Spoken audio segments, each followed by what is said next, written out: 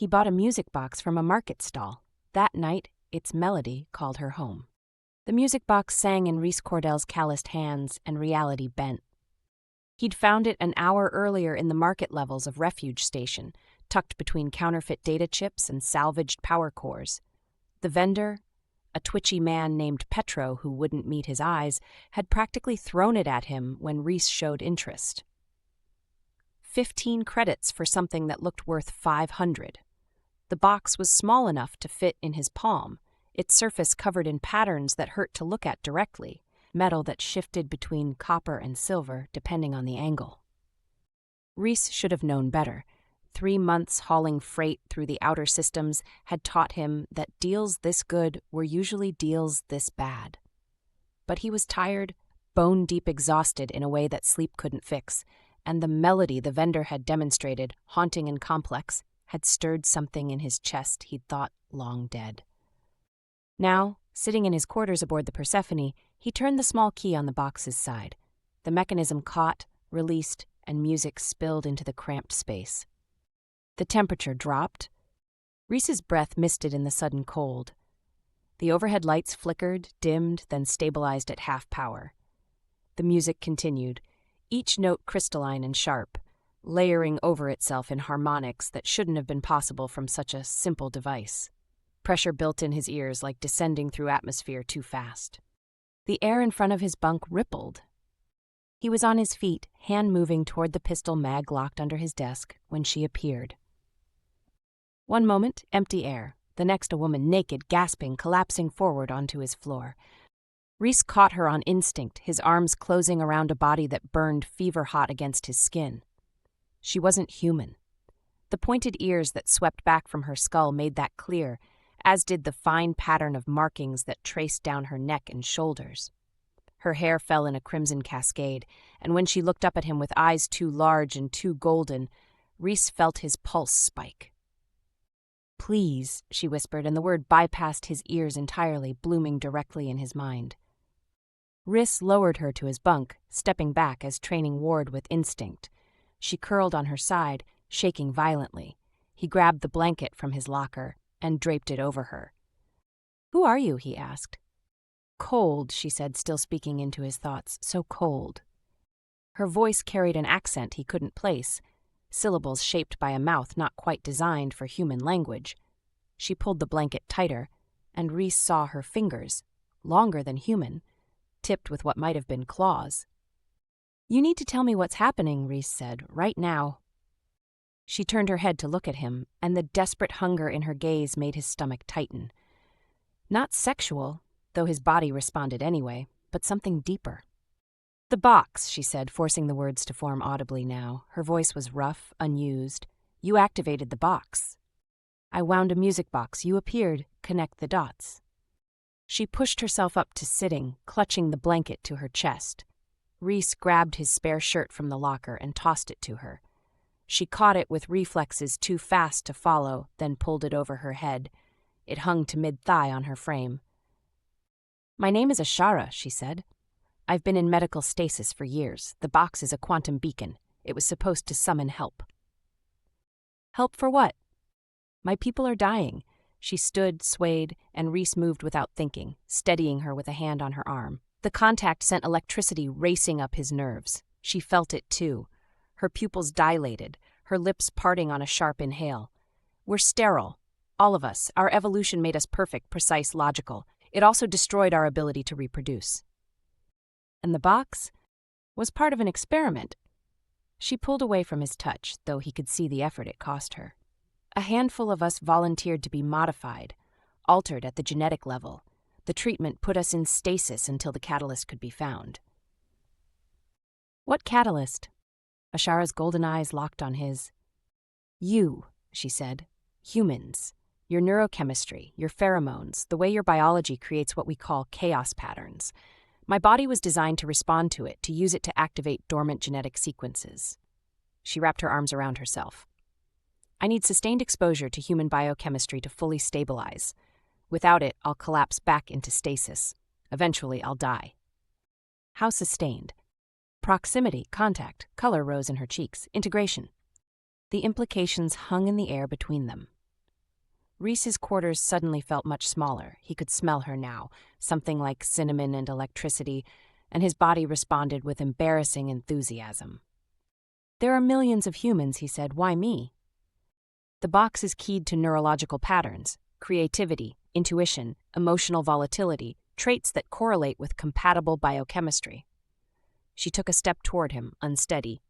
"You activated it. The quantum link formed between your specific neurology and my stasis chamber. I can feel you, Rhys Cordell. Your name, your thoughts, the heat of your blood." "How do you know my name?" "The link goes both ways." Another step. She was close enough now that he could see the fine trembling in her muscles.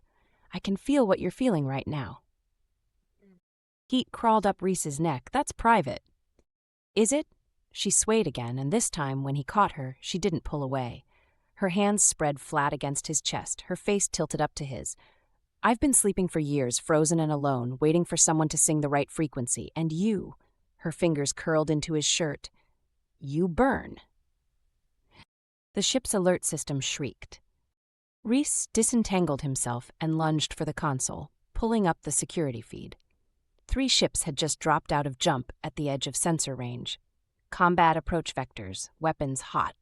"Friends of yours?" he asked. Ashara stared at the screen, and all the color drained from her face. "No. Mercenaries. Someone detected the quantum signature when you activated the box." She grabbed his arm, nails digging in. "They're not here to rescue me, Rhys. They're here to capture me." The lead ship launched a communications ping. Rhys ignored it, already moving toward the cockpit. "Can you walk?" "Yes." "Then get up here, we're leaving." She followed him through the narrow corridor, one hand trailing along the wall for balance. The Persephone was already running pre-flight sequences by the time they reached the cockpit. He dropped into the pilot's seat and Ashara took the co-pilot's chair, her hands finding the crash harness. "You know ships," he said. "I know a lot of things." She pulled the harness tight. "I just haven't remembered most of them yet." The mercenaries launched a second ping, this one with an attachment, a bounty notice. Ashara's face rendered in perfect detail, price listed in enough credits to buy a small moon. Status, retrieve alive, condition negotiable. "They really want you," Rhys said. "I'm the last one." Her voice had gone flat. "The others in the program were terminated. I was supposed to be lost, a failed experiment locked in stasis forever." She looked at him, rage mixing with terror in her eyes. "Someone stole the box. Someone sold it, and now someone wants to use me." The Persephone shuddered as the docking clamps released. Rhys fed power to the engines, feeling the familiar vibration through his bones as the ship came alive. "Not today," he said. The mercenary ships opened fire as the Persephone cleared the dock. Plasma fire streaked past the viewport, close enough to paint the cockpit in stuttering blue light. Rhys threw the Persephone into a hard roll, using the station's superstructure as cover while the shields recharged. Ashara gripped the armrests, but she didn't scream. "Weapons?" she asked. 2 forward pulse cannons, 1 aft turret, nothing that'll punch through military-grade shields. "Then we run." He pushed the throttle forward, weaving through the departure lanes where civilian traffic scattered. The mercenary ships followed, larger and slower but relentless. Warning klaxons blared as station controls screamed threats. Rhys killed the comm channel.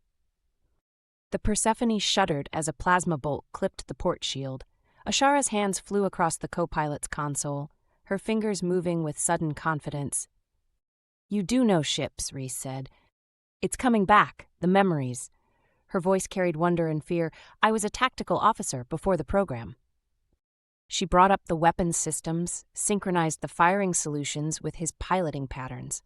When the next mercenary made its approach, she fired both forward cannons in a tight burst that forced it into evasive maneuvers. "Nice shot." "I wasn't aiming to hit, just to slow them down." Rhys grinned and pushed the Persephone toward the jump gate. Debris from a recent collision floated in their path. Hull plating, frozen coolant, tumbling wreckage. He threaded through it with practiced ease, using the larger pieces as cover. The mercenaries weren't as skilled. One clipped a cargo container, spinning off course. The other 2 split up to flank. Jump drive's charging, Rhys said. 2 minutes. We don't have 2 minutes. She was right. The lead mercenary had a firing solution. Rhys saw the launch signature and threw the ship into a lateral slide, but there wasn't enough room. The missile tracked true. Ashara fired the aft turret, a desperate spray that caught the missile midway. The explosion rattled the stern, but the shields held. 90 seconds, Rhys said. The second mercenary was closing fast, trying to get within grappling range. If they locked on with a tractor beam, the jump would tear the Persephone apart. Rhys armed the countermeasures, electromagnetic chaff that would buy them seconds at most. Ashara's hand found his on the throttle. The contact sent that same electric jolt through his nerves, but this time it felt different, focused.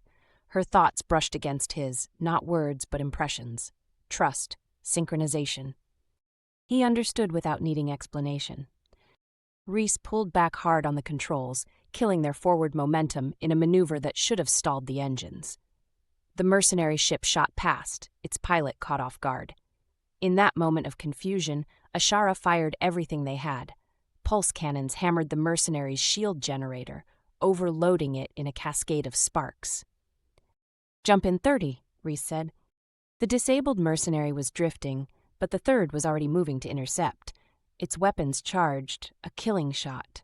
The jump drive engaged. Reality folded, compressed, and the Persephone vanished into the corridor between spaces. The cockpit went dark, except for the soft blue glow of the jump field generators. 6 hours of travel, condensed into heartbeats from the perspective of normal space. Rhys let out a breath he hadn't realized he was holding. Ashara slumped in the co-pilot's chair, her hands shaking. "You okay?" he asked. "I fired on my own people's ships. Those were mercenaries, not your people." "They were crewed by someone." She turned to look at him, exhaustion and guilt warring in her expression. "I've been awake less than an hour, and I've already caused violence." Rhys unbuckled his harness and moved to her chair, crouching so they were eye level. "You didn't cause anything," he said. "Someone put a bounty on you. Someone wants to own you. Fighting back isn't causing violence, it's surviving." She reached out, her fingers tracing the line of his jaw. The touch was feather-light, but it sent heat pooling in his gut. "You're very certain," she said softly. "I'm very tired of people trying to take what isn't theirs." Her thumb brushed across his lower lip, and Rhys felt his breath catch. The cockpit was suddenly too warm, the air too thick. He could see her pulse fluttering at the base of her throat, could smell that cinnamon electric scent growing stronger. "The jump corridor will hold for 6 hours," he said, his voice rougher than intended. "We should rest." Should we?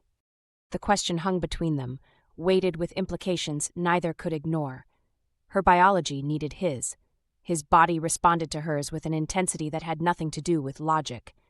They were locked in a confined space, adrenaline still singing through their veins, and the attraction was a living thing. Ashara stood, and Rhys rose with her. The quarters were 2 steps away through the narrow corridor. They didn't speak as they moved through the ship. The link between them carried everything words couldn't. His quarters felt smaller than before, the bunk barely wide enough for one. Ashara turned to face him, her back against the bulkhead, and Rhys saw the war in her expression. Need against propriety, instinct against training. "I don't want to use you," she said. "You're not. My body needs yours to survive. How is that not using?" Rhys stepped closer, close enough that he could feel her warmth. "Because I want this," he said. "Want you, have since the moment you appeared looking at me like I was salvation." "You barely know me." "I know enough." He cupped her face in his hands, thumbs stroking across her cheekbones. She leaned into the touch, eyes fluttering closed, and Rhys felt her surrender. When he kissed her, it was gentle at first, a question, an offer. She answered by pressing closer, her hands fisting in his shirt to pull him against her. The kiss deepened, turned hungry, and Rhys tasted desperation in it. 3 months of loneliness, of drifting through space with only cargo manifests for company. The ache of it had become so familiar he'd stopped noticing. Until now. Until her. Ashara's fingers found the hem of his shirt and pulled it up. He broke the kiss long enough to let her strip it off, then reached for the borrowed shirt she wore. It joined his on the floor, and Rhys forced himself to slow down to look at her. The markings on her skin formed patterns that seemed to shift in the low light. Darker lines that traced her collarbone spiraled down her arms. Her body was leaner than human, more angular. But the curves were there. "You're staring," she said. "You're worth staring at." Color bloomed across her cheeks. She reached for his belt, fingers fumbling with the buckle, and Rhys helped her. His pants hit the floor, and suddenly there was nothing between them except hesitation. Ashara's hands splayed across his chest, feeling the rise and fall of his breathing. Her touch left trails of heat, and when she leaned in to press her lips to his sternum, Rhys felt his control fracture. He lifted her, and she wrapped her legs around his waist. The bunk was right there, and he laid her down, following her into the narrow space. She pulled him close, her body arching to meet his. When they came together, Ashara gasped against his mouth, her nails raking down his back. Rhys moved slowly at first, but she urged him faster with the roll of her hips and the desperate sounds she made.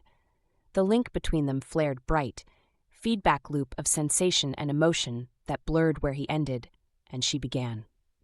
He felt her pleasure as his own, felt the way her body responded, and she felt him, the awe, the hunger, the fierce protectiveness that had taken root. When she came apart beneath him, Rhys followed, the wave crashing over them both. He collapsed beside her in the tiny bunk, pulling her against his chest, and felt her heartbeat slow to match his. "That was," Ashara started, then trailed off. "Yeah." She laughed softly. "My people lost this, the chaos, the feeling, the connection. We evolved past it and called ourselves better." "You think you're better?" "No." She tilted her head up at him. "I think we're dying because we forgot what it meant to burn." Rhys stroked her hair. She was glowing now, he realized. Actually glowing, a faint luminescence beneath her skin that pulsed with her heartbeat. "Is that normal?" he asked. Ashara looked down at herself and smiled. "It means the treatment is working. Your biochemistry is activating the dormant sequences." "Good." She traced patterns on his chest. "The people chasing us won't stop. The bounty is too high." "Well, then we make sure they can't find us. I know someone on the frontier world we're headed toward. Former military, owes me a favor." "And after that?" "We go to your station, get the proof from the genetic archives." Ashara was quiet for a moment. What if they don't want it? What if the pureborn would rather see us extinct? "Then we make them want it." "You say it like it's simple." "It's not simple, but it's necessary," Rhys stroked her cheek. "You didn't come all this way just to let extremists decide your species' fate." "I'm frightened." "I know, but you're not alone." She kissed him then, slow and deep. When she pulled back, the glow beneath her skin had brightened. "We should sleep," she said. Rhys shifted, trying to make room. Ashara laughed and draped herself across him, her head on his chest. It should have been uncomfortable, but it felt perfect. He stroked her back, feeling her breathing slow as sleep claimed her. His own exhaustion pulled at him, but he fought it a little longer, just to watch the glow pulse beneath her skin. The Persephone carried them through the jump corridor, and in the darkness, Rhys held the future in his arms. The frontier world of Garrison was exactly as ugly as Rhys remembered. Red dust coated everything, blown by winds that never stopped howling across the settlement's prefab structures. The Persephone touched down on landing pad 7, hydraulics hissing as the ship settled. Through the viewport, Rhys could see the sprawl of the colony. Warehouses, bars, trade posts, and the kind of establishments that didn't advertise their services. Ashara pressed close to the glass, taking it all in. She dressed in his spare clothes, the pants cinched tight at her waist, the jacket hiding most of her distinctive features. A hood covered her hair and ears. In the dim light, she might pass for human at a distance. "It's grim," she said. "It's practical. No questions asked, no records kept. Perfect for people who need things that aren't strictly legal." "Like military-grade weapons?" "Exactly like that." They descended the ramp into air that tasted of iron and electricity. A storm was building on the horizon, dark clouds pregnant with lightning. Rhys led Ashara through the landing field toward the settlement proper, keeping to the edges where fewer people lingered.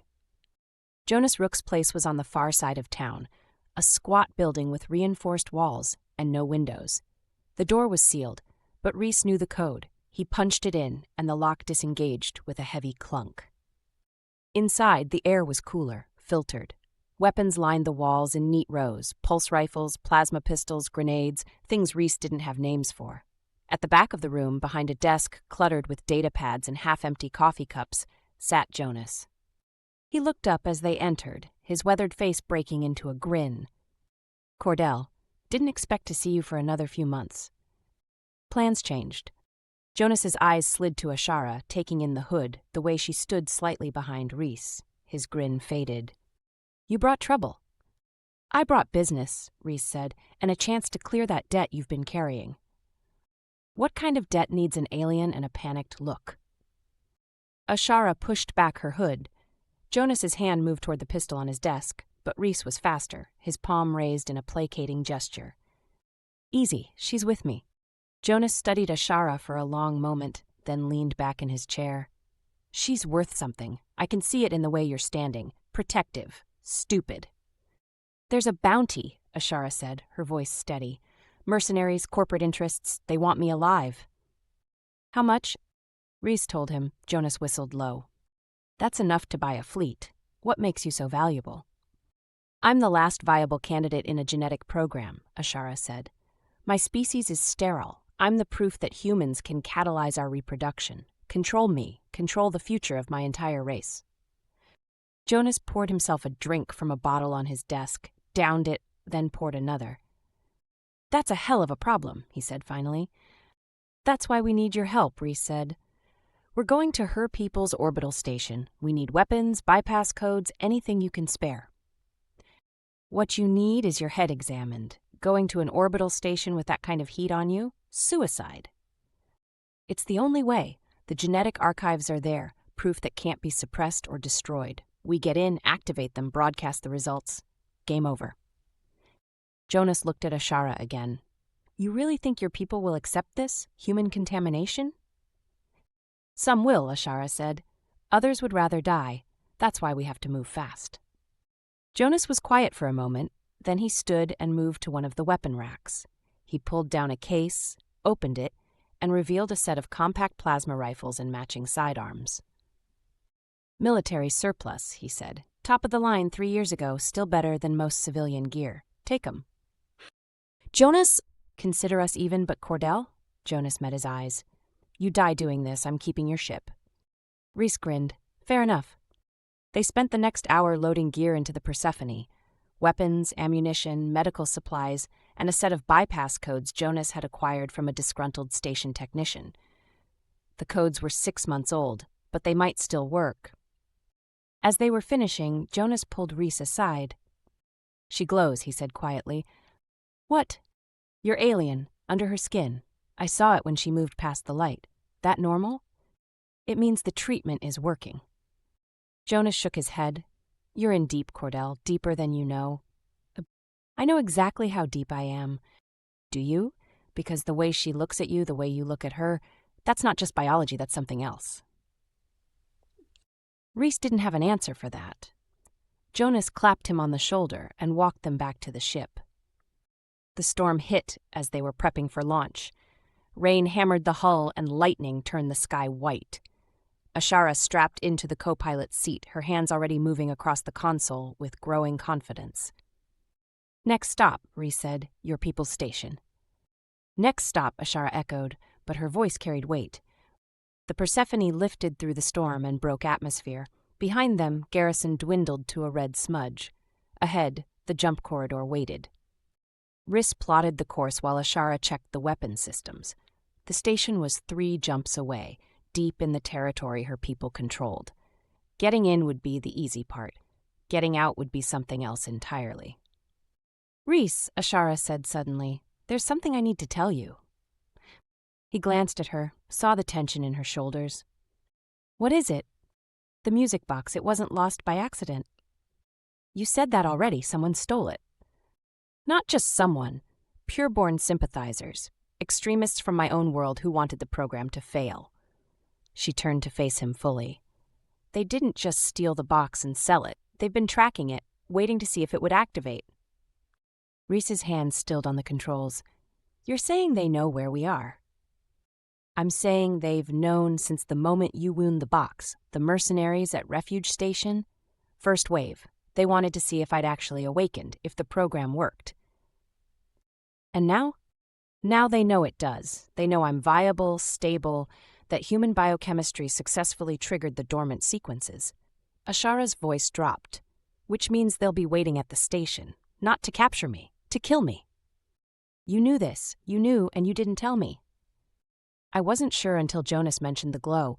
It's a marker, Rhys, a signal that broadcasts my status to anyone with the right scanners. My own body is betraying our position. Rhys stared at her, anger and fear warring in his chest. We should abort, find another way. There is no other way. The archives are the only proof that can override the Pureborn's influence. Without them, I'm just an anomaly, a curiosity. With them, I'm the future. A future that gets you killed. Better dead proving it works than alive as someone's breeding stock. The vehemence in her voice startled him. Ashara stood, moving to where he sat, and took his face in her hands. I volunteered for this knowing it might cost everything, she said. I made peace with that years ago before they put me in stasis, but you didn't sign up for this. I signed up the moment I caught you when you materialized in my quarters. Rhys, no, listen, he covered her hands with his. You want to reach that station? We reach it. You want to activate those archives? We activate them. And anyone who tries to stop us? He pulled her down into his lap, fierce and possessive. They go through me first. Ashara kissed him, hard and desperate. When she pulled back, her eyes were bright. The station security commander, she said, Valin Sec, he was part of my medical team. If anyone there is pureborn, it's him. Then we planned for him. They spent the next hour going over station schematics Jonas had provided, plotting approach vectors and escape routes. The archive vault was in the station's core, behind multiple security checkpoints. They'd need to move fast, hit hard, and pray the bypass codes worked. As the first jump approached, Ashara moved back to her seat. The Persephone slipped into the corridor, and reality bent around them. In the darkness between jumps, Rhys reached across and took her hand. She squeezed back, and through their link he felt her fear and her determination. 2 more jumps, then they'd know if human ingenuity could overcome alien certainty, if chaos could defeat logic, if love could save a dying species. The music box sat secured in his quarters, its melody silent but its purpose fulfilled. It had called her home. Now they'd see if home would welcome her or destroy her for daring to return. Artif Identifier Catalyst Part 4 Separate Type Text Markdown Titled 4 Ignition. The orbital station hung against the stars like a silver blade, elegant and deadly. Ashara's people had built it to last millennia, and it showed in every perfect line, every calculated curve. Through the viewport, Rhys could see ships docked at various ports, sleek vessels that made the Persephone look like scrap metal. It's beautiful, he said. It's a tomb, Ashara replied, has been for decades. They approached using Jonas's bypass codes and a falsified cargo manifest. The station's automated systems queried them twice, then granted docking clearance. Too easy. Rhys's instincts screamed trap, but they were committed now. The docking bay was empty save for maintenance drones. Rhys and Ashara moved down the ramp, weapons concealed under their jackets. The air was cool and sterile, scrubbed of anything resembling life. Which way? Rhys asked. Ashara closed her eyes, and Rhys saw her concentrating. The archive vault is 7 levels down, central axis. We can take the maintenance passages to avoid main corridors. They moved through the station like ghosts, Ashara's memory guiding them through narrow tunnels lined with conduits and piping. Twice they heard footsteps and pressed into alcoves, waiting for patrols to pass. The security forces were her people, tall, graceful, moving with mechanical precision. They look weak, Rhys whispered. They are. Sterility isn't the only symptom. Our evolution cost us vitality, resilience. We're fragile now. It made the weapons they carried feel heavier. These weren't soldiers, not really. They were a dying people desperately clinging to order. The maintenance tunnel ended at a checkpoint. Through the grating, Rhys could see 2 guards flanking a sealed door. Beyond that door, according to the schematics, was the passage to the archive vault.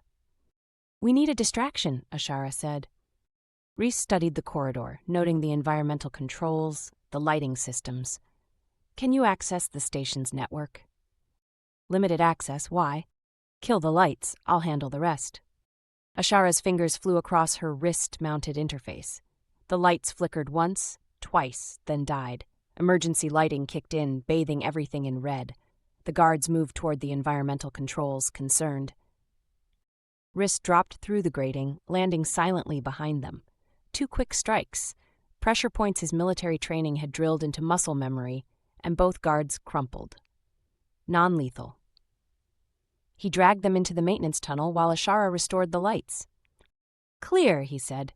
They moved to the sealed door. Ashara pressed her palm to the scanner, and for a moment Rhys thought it would reject her. But the door hissed open, recognizing her genetic signature. The passage beyond descended in a spiral, walls covered in scripts Rhys couldn't read. Ashara translated as they walked. "The history of our people, our achievements, our evolution, our perfection." Her voice carried bitterness, and at the bottom, our failure. They reached another door, this one heavier, reinforced. Ashara used the bypass codes, and the locks disengaged with a series of metallic clanks. The chamber beyond stopped, Rhys cold. It was massive, cathedral-like in its proportions. The walls were lined with stasis pods, hundreds of them, each containing one of Ashara's people, suspended in time, waiting for a cure that had never come. In the center of the room stood a control platform, and behind it, "Welcome home, Ashara." Valin stepped from the shadows, flanked by a dozen armed guards. He was tall even by his species standards, his features sharp and cold. On his wrist, Rhys saw a device blinking with a slow red pulse. "Valin," Ashara said, her voice steady despite the fear Rhys felt through their link. "You knew we'd come." "Of course. Your glow betrayed you across 3 systems. We've been tracking you since Garrison." "Then you know why we're here."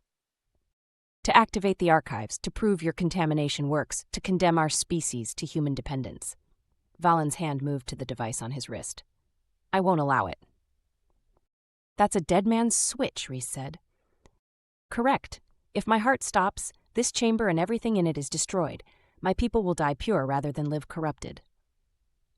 Ashara's hand moved toward her weapon, but Rhys caught her wrist. The guards had clear shots. Moving now meant dying, and dying meant the archives were lost forever. "You're afraid," Ashara said. "Afraid that human chaos will override your precious logic. That emotion will prove stronger than reason." "I'm protecting our legacy." "You're destroying our future." Valin's expression didn't change. "There is no future in submission. Better extinction than partnership with an inferior species." Rhys felt anger spike through the link, but he kept his voice level. "Inferior, that's what you think of us. You're chaotic, unpredictable, driven by chemical impulses you barely understand. You make art instead of efficiency, wage war over ideas instead of resources.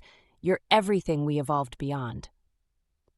"And yet," Rhys said, stepping forward slowly, hands visible, "she's alive because of us. Glowing, vital, more alive than any of your people have been in generations." "A trick of biology, nothing more." "Is it?" Rhys took another step. The guards tracked him with their weapons, but Valin held up a hand to stop them. "Because from where I'm standing, your evolution looks a lot like slow suicide. You got so perfect you forgot how to live." "Humans have no concept of what? Perfection? You're right. We don't. We're messy and loud and we break things, but we're also here, standing in front of you, offering your people a chance to survive." Rhys gestured to Ashara. "She took that chance. She trusted in human chaos, and it worked." Valin's jaw tightened. "You think your words will sway me? That emotional appeals will override logic?" "No," Rhys said. "I think you're terrified that I'm right." The chamber fell silent. Rhys could hear his own heartbeat, feel Ashara's tension through their link. The guards waited, weapons trained. Valin's finger hovered over the dead man's switch. Then Ashara moved. Not toward Valin, toward the control platform, fast, using the enhanced speed her awakened biology provided. 2 guards tried to intercept her. Rhys drew his weapon and fired, not to kill but to scatter them. Plasma bolts forced them into cover. Ashara reached the platform and slammed her hand onto the main console. Her genetic signature, her awakened status. The system recognized what she was, what she represented. The stasis pods began to cycle. No! Valin's finger moved toward the switch. Rhys fired. The shot took Valin in the shoulder, spinning him. The dead man's switch flew from his wrist, skittering across the floor. Rhys dove for it, his fingers closing around the device as guards opened fire. Ashara screamed his name. He felt the link flare with terror as plasma fire filled the chamber.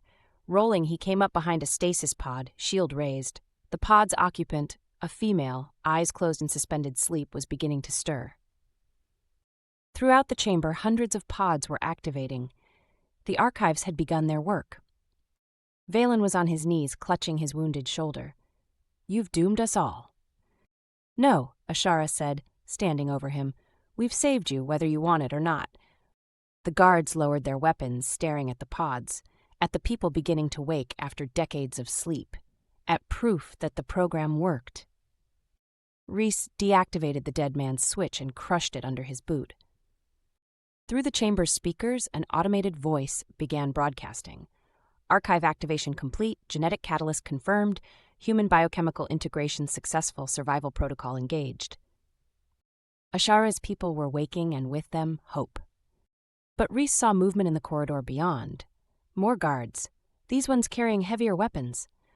"We're not done yet," he said. Ashara nodded, raising her weapon. "Then we finish it." Together, they moved toward the fight that would decide everything. Artifact identifier, Catalyst Part-5 separate. Title Part 5, Harmony. The reinforcements hit the archive chamber like a wave, 24 armed guards flooding through the entrance. Rhys and Ashara took cover behind the control platform, plasma fire scorching the air above their heads. Around them, the stasis pods continued their wake-up cycles, oblivious to the violence erupting in the chamber. "We need to hold them until the broadcast completes," Ashara shouted over the weapons fire. "How long?" 5 minutes. The system needs to confirm viability across all the awakened subjects before it transmits to the homeworld. 5 minutes. Rhys checked his weapons charge. Half depleted, he had 1 spare magazine, not enough for a sustained firefight against 24 opponents. "Then we get creative," he said. He grabbed a smoke grenade from his belt and threw it toward the entrance. Dense white fog billowed through the chamber, obscuring sight lines. The guards' fire became erratic, undisciplined. Rhys moved through the smoke, using the stasis pods as cover, and fired at the environmental controls near the entrance. Sparks erupted and the overhead lighting failed. Emergency systems kicked in again, bathing everything in that red glow. Ashara's voice came through the link. Not words, but feelings. Direction. Coordination. She was moving on the opposite side of the chamber, drawing fire away from him. Rhys saw her silhouette through the smoke, fluid, graceful, deadly. She'd always been a warrior. The stasis had just made her forget. A guard emerged from the fog directly in front of him. Rhys didn't hesitate. He struck with the butt of his rifle, catching the guard across the jaw. The guard went down, and Rhys stripped him of his weapon and ammunition. Behind the platform, Ashara was accessing the station's defensive systems. "I can seal the bulkheads," she said. "Trap them in here with us." "Do it." Heavy doors slammed down across the entrances, cutting off reinforcements. The guards inside realized their mistake too late. Now it was a contained fight, and Rhys knew how to win those. He moved through the chamber like a ghost, using smoke and darkness and the guards' own formation against them. They expected logical tactics, coordinated assaults. Instead, he gave them chaos. He fired from unexpected angles, doubled back when they anticipated advance, went silent when they expected noise. Ashara mirrored his approach on her side, her enhanced abilities letting her outmaneuver guards who moved with mechanical precision. Together, through their link, they formed a devastating unit. She felt where he was moving and adjusted. He sensed her intentions and supported them. One by one, the guards fell, not all dead. Rhys aimed to disable when possible. but out of the fight. 3 minutes had passed. Valin Sec was still alive, hunched against a stasis pod and bleeding from his shoulder wound. He watched the carnage with something like wonder in his eyes. "You fight like animals," he said when Rhys passed close. "We fight to survive, that's more than I can say for you." The last guard went down, and silence fell across the chamber except for the hum of the stasis pods. Rhys returned to the platform where Ashara was monitoring the systems. Her face was flushed, the glow beneath her skin bright and pulsing. 2 minutes, she said. Around them, the awakened were beginning to stir more actively. Rhys saw eyes opening, fingers twitching. A male in the nearest pod was fully conscious now, staring out through the transparent cover with confusion and fear. "They're scared," Rhys said. "They've been asleep for decades. They're waking to a world that's changed." Ashara's hand found his. "But they're waking. That's what matters." The station's communication system crackled to life. A voice, old and measured, filled the chamber. "This is Elder Ithra of the Civilian Council. We have been monitoring the archive activation. Security forces are standing down pending our arrival." Ashara's shoulders sagged with relief. "The Council, they're the moderates. If they're coming here, then we might actually survive this," Rhys finished. The bulkhead doors opened, and a group entered that was clearly not military. They were older, wearing robes instead of armor, moving with the careful deliberation of politicians. At their head was an ancient female, her features weathered but her eyes sharp. Elder Ithra surveyed the chamber, the awakening pods, the fallen guards, the 2 figures standing at the control platform. Her gaze lingered on Ashara, on the glow visible even in the red emergency lighting. "You forced our hand," the elder said. "I've given you a choice," Ashara replied. "Accept help or accept extinction. And if we choose neither, then you're fools." The bluntness of it made Rhys wince, but Elder Ithra surprised him by laughing. It was a dry, rasping sound, but genuine. "Perhaps we are. Our pride has nearly destroyed us." She moved closer to the platform, studying the readouts. "The archives show successful integration. Human biochemistry has activated dormant fertility markers in all subjects. The effect is reproducible." "It's more than reproducible," Ashara said. "It's necessary. Without sustained human presence, we'll collapse back into sterility within a generation, making us dependent on another species, making us partners with another species." Elder Ithra was quiet for a long moment. The council members behind her shifted, uncomfortable. Finally, the elder turned to address them. "We vote, now. Accept the human partnership and survive, or maintain purity and fade into history." The vote was close. Rhys watched faces, saw the struggle between survival instinct and cultural pride, but in the end, survival won. Barely. "The measure passes," Elder Ithra said. "We accept the partnership. Human biochemistry will be integrated into our reproductive protocols." Around the chamber, the stasis pods completed their cycles. Covers hissed open, and the awakened began to emerge. They were weak, unsteady, but alive. So alive. Rhys could see it in their eyes, the vitality that had been missing, the spark that human chaos had reignited. Medical teams entered to assist them. Through it all, Ashara stood beside Rhys, her hand in his, watching her people take their first steps into a new future. "What happens now?" Rhys asked. "Now we become the first," Ashara said. "The proof.